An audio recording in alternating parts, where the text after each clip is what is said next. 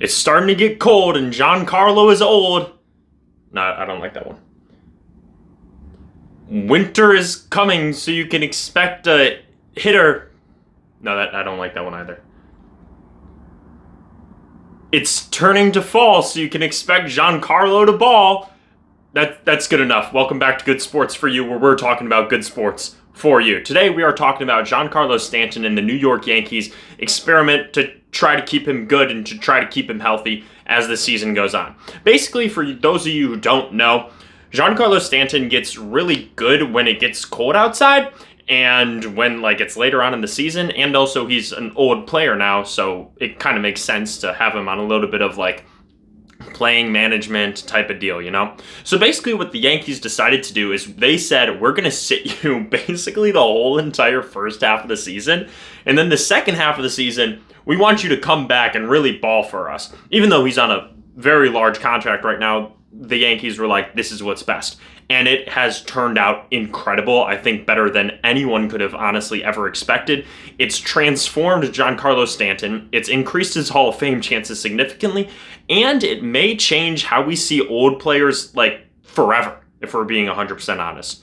So Giancarlo Stanton, for those of you who don't know, was very, very good for the Miami Marlins. And then when the Marlins decided to blow it all up, they traded him off to the New York Yankees. While he was with the Marlins, he was a multiple-time All-Star, Silver Slugger, and the MVP winner. So obviously he was a big deal. He was signed to a very, very large contract with the Marlins, and the Yankees took a lot of that. And so while he was with the Yankees, he was still good, he was still productive. But as his years went on, he started to get older and he started to lose some of his touch. 2 years ago were really not good for him. This most recent year also not good. And so this past year, what the Yankees decided is they said, hey, we don't need you to do anything. You can chill for the first half of the season, work out in the minor leagues a little bit, and then come back and hopefully you'll get into the swing of things. And it has paid off in spades. This Yankees team has had a lot of ups and downs. I talked about it in a video earlier, a month ago or so go check that out. And basically, Stanton has provided this steadiness in the lineup that you didn't really see from anyone else. He's only played in 51 games, so he's played a third of the season. But in those 51 games, he has produced to a level that we have literally never seen him produce before, and this includes in his MVP campaign over with the Miami Marlins. He is batting .313, and he has a 1.051 OPS, which leads to a 185 OPS plus. This is silly numbers for a whole entire year. This would be an MVP caliber season so quickly. He's put up 2 WAR in 51 games. So if you do some simple math, he's on pace for a 6 WAR season if you played 162 games.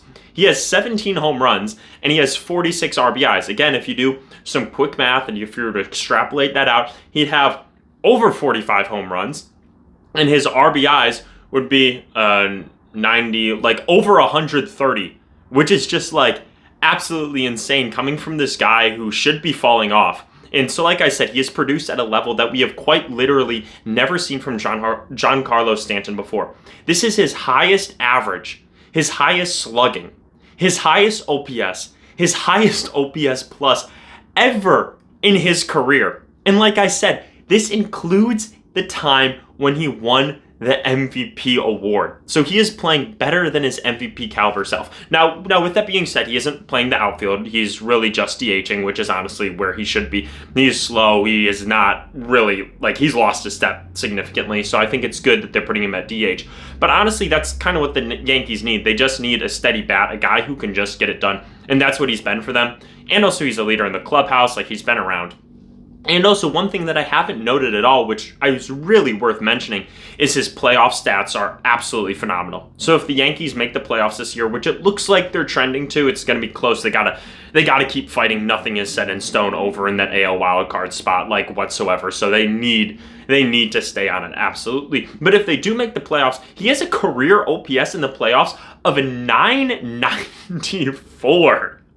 That's silly. That's absolutely silly. And also, Judge, shout out Judge. I got his bobblehead here. But shout out Judge. He's a fantastic player. But in the playoffs, he's really struggled. So to have a guy who is a former MVP winner, multiple-time All-Star, all those things, to be that guy who can get the job done in the playoffs, like, you need that. You absolutely need that. And if this like little experiment can translate over to the playoffs, which I genuinely think it could, that is such a big win for the Yankees organization.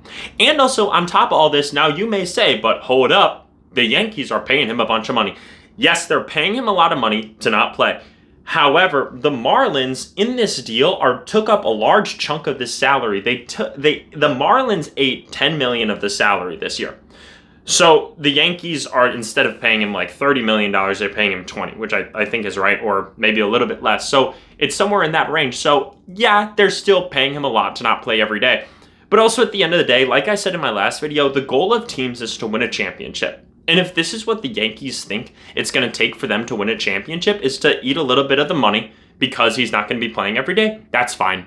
It really doesn't matter. If you can make the playoffs and if he can help you win in the playoffs, that's what you really want. That's what you really care about at the end of the day. And another thing that I want to mention about this Giancarlo Stanton deal is his Hall of Fame candidacy. He was like tinkering on the line for me. Like, you were looking at some of the stats and you were like, you can make an argument, a lot of all-star appearances in there, MVP, like he may hit 500 home runs, but it really wasn't looking like that. But like over 400 home runs, okay, like how are we looking here? But you saw his decline and you were like, if he keeps declining, yes, he still has time on the contract, but nothing's really going to happen. His rate stats are going to go down. He's going to tag on a few more RBIs, a few more home runs and all those things, but he probably isn't going to make it. But then a season like this, where he's put up 2 WAR in 50 games, he's added 17 home runs already, his rate stats are now going up. Like, that's what you want to see. And at the end of the day, his career is going to look way more solid because of a season like this. And if the Yankees keep doing this, honestly, it could make him from a fringe Hall of Famer to he should very well get in the Hall of Fame. He's probably not going to be first ballot, but he should get into the Hall of Fame if he keeps performing at these levels and if the Yankees keep doing the same strategy. And honestly, I wish that I saw more teams do this with older players. Like, sometimes the older players aren't going to be the guys that are going to get it done for you every single day in and day out. And sometimes you don't need that. And yeah, even if you're paying them a lot of money, sometimes it's most beneficial for the team if they're not playing every single day. Maybe they need that time at the beginning of the season to rest up, rehab a little bit. Like an extended spring training, in a sense, is really what it is. Or maybe you say, hey, we recognize that you've gone down a lot against righties this season, so we're not going to play you against righties. We're only going to hit you against lefties. Sometimes that's what the team needs, is maybe a platoon guy. Sometimes it isn't worth it to go out and say, we want you to play every single day. Because that's what happened with Giancarlo Stanton like 2 years ago, and it did not pay off at all. So big props to the Yankees for taking this risk and saying, hey, we don't need you right now. Get back to us when you're fully ready to go. And that's exactly what they did. Giancarlo Stanton has been absolutely phenomenal. So like, huge props to him too for being able to stick it out. And also, like, that takes an ego check to say, hey, that's okay. I'm not going to play every single day. Like, that's fine. That takes a lot of an ego check. So huge props to him. I wish him the best. And also, I mean, he's getting paid millions of dollars. So, like, huge ups to him.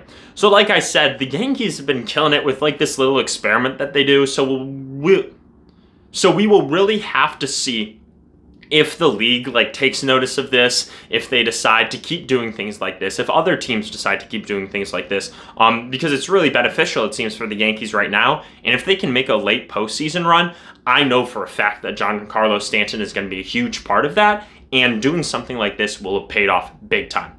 So that's all I got for you. Make sure to like, comment, subscribe. Thank you for watching Good Sports for You, and I'm out.